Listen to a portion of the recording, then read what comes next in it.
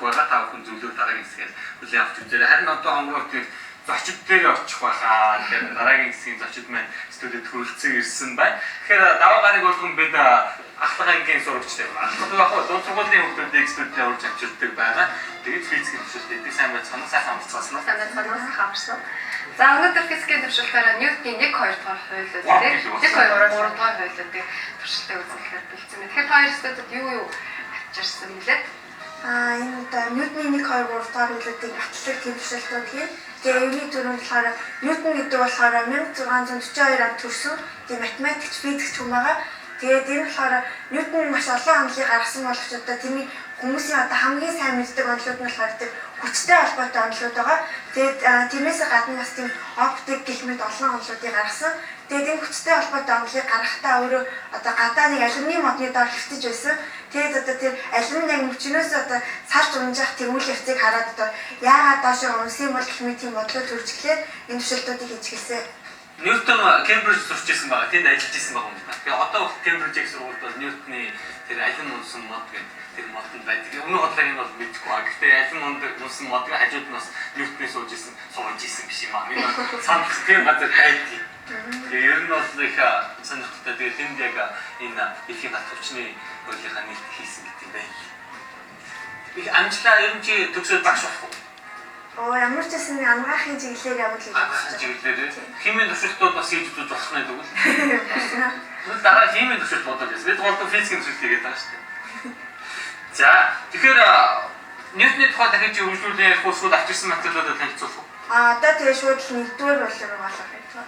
За тэгэхээр нэг та хин аль төвшөлтийг хийж үзүүлэх үү? Энэ баасан жаамал те. Баасан жаамал. За ээлжлээ би нэг ангиуд аа. Найзууд. Чи бас хийж болох юм баасан жаамал. Чи юу вэ? Эдийн засгаар хийж чадсан байхгүй. За тэгэхээр нэгдүгээр хуулиас яг шүү. За тэгээд Ньютон болохоор энэ хуулиудыг хийхдээ хоёр аргаар туршиж үзсэн. Хамгийн эхлээд болохоор ямар нэгэн бие хүч үйлчлэхгүй байвал дараа нь хүч үйлчлүүлж үзсэн. Тэгээд хамгийн ихний туршилт маань болохоор одоо энэ 5 ширхэг одоо ижил хэмжээний аяр тэгээд 4 одоо энэ шулуун банц хэрэглэх байгаа. Тэгээд ямар хууль гэсэн бэ? Хүч ямар нэгэн бие үйлчлэхгүй байвал яах вэ? Тэгэхээр та үйлчлүүл яахыг үйлчлэхгүй яах юм бэ? Тэгээд хамгийн эхлээд болохоор энэ 5 аярыг одоо тавьж байгаа нөгөө нэгдүгээр хуулийг нь болохоор бас бусад орнуудад инерцийн хууль гэж нэрлэдэг. Инерц гэдэг нь болохоор тийм инерц гэдэг нь юу гэсэн үг вэ гэхээр болохоор бүх бие өөрийнхөө байршлаа одоо хадгалах гэсэн ирмэлцэлтэй байдаг асуудалтай. Тэгэхээр ямар нэгэн одоо гаднаас нь хүч үйлчлэхгүй байл байрнаа л байж ерөөсө хөдөлгөөн хийхгүй эсвэл хөдөлгөөн хийх юм бол яг зэгэд тогтмол бусдтай тийм шулуун хөдөлгөөн хийдэг гэсэн тийм ерөнхий нэгдүгээр хууль нь байгаа.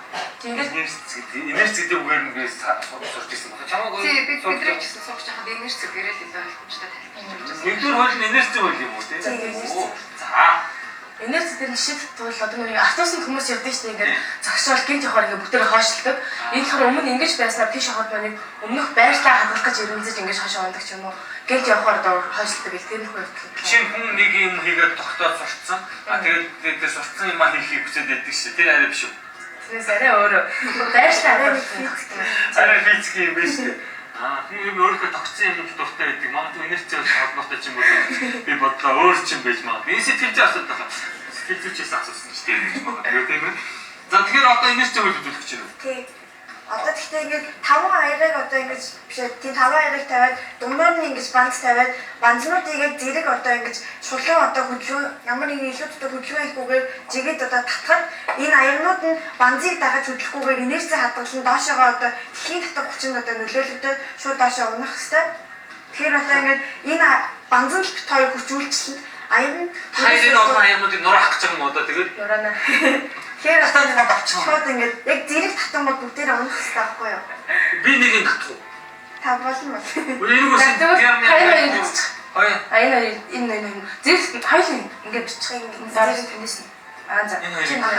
За зэрэг дараа үрэг за яа шүүд болно шүү дээ тэгээд чинь. Яа гэхээр за 1 2 3 яа. Энэ зөвхөн яг тийм жигэд юм уу ижлэн одоо шулуун татаж чадахгүй болохоор ингэж тийм үү би бүр бассан уу дахиад татчих тэгвэл шошоод Болчихсон бол яах вэ? чи амраад Бүгд либероо гэсэн. Яг сайн ингэ зайлшгүй. бүгд нэг аяг авчихсан. Тийм бүгдээр ингээ ижил хэмжээтэй аяг Та болохоор тэгшин тавиагүй юм шүү гоо. Тэгшин тавиагүй шүү. Тэгшин тавьчих та тэггүй бол хомрооч авчихгүй. За яах вэ? Би сая жоохон бороо авчих шиг болсон тий. За Одоо яг зэрэг за наач. За нэг энийг чи барьж байна тий.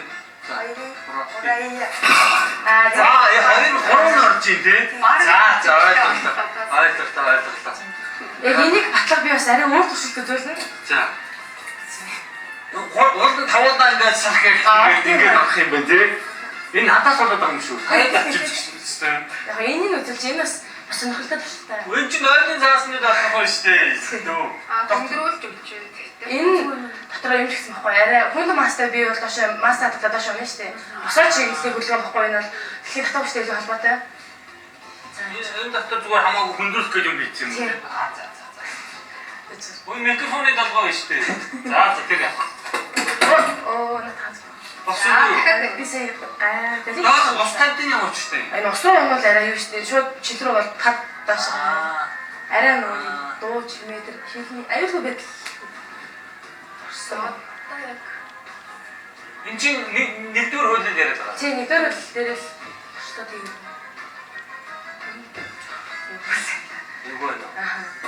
Зарч. Ингээд нөгөөний өөрийнхөө босоо чиглэлүүд ингээл өөрийнхөө тэр инээс цаатаа доош онж байгаа явдал юм. Тэгэхээр натах хөвчлөөс доош татгаас амьдрах харагдаж байна. За очроо. Бичгтэй бүрстэй бүр нөхцөл юм уу специфик. Одоо ингээ хүүхдүүдээр заалгаал явж. Энэ юу надад их тохиромжтой ч юм шүү. Наа чи улсууд бас байдаг байх уу? За. Одоо 2 руу орох гэж байна уу? Окей, энэ нэгдүгээр үйл бас дахиад нэг төвшөлтэй байгаа. Энэ болохоор айгүй юм сонирхолтой тийм бөмбөлөг Ньютоны бөмбөлөг гэж нэрлэгдэх юм байдаг. Тэгээ одоо ингээд нэг бөмбөлгөөр ингэж авахад ингээд нэг бөмбөлгөөр л ингээд дагаад ингээд бие биенийг зохиод өгдөг. Тэгээ энэ дан Ньютоны нэгдүгээр үйлийг батлахгүй бас инээрэг хадгалах хууль, инээр цадгалах хууль гэдэг айгүй олон хуулийг баталж идэг тийм айгүй сонирхолтой байгаа. Тэгэхээр одоо ингэ тосхгүй юу? Одоо ингээд аяана нөгөө ингээд явагдах энерги нь ингээд багасаар байгаад ингээд багасаар ингээд зогсдог. Тэгээ одоо нэгээр ихэд нэгээрээ зогсчоод хоёроор ихэд ингээд хоёр бөмбөлөг зохигдоод явдаг.